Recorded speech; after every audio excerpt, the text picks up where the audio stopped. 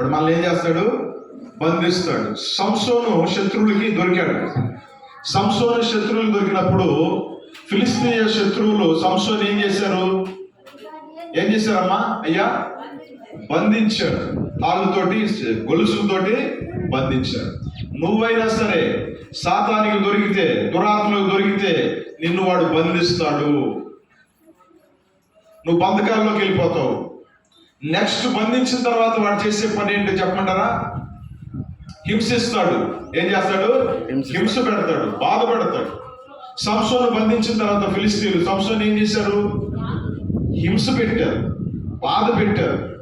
ఇనప సుమలని కాల్చి కళ్ళల్లో పొడిచారు. కళ్ళు పోయాయి. సాతానుకు దొరికితే నీ పరిస్థితి అంతే. నేను ఫస్ట్ బంధిస్తాడు. ఎక్కడ బంధిస్తాడు?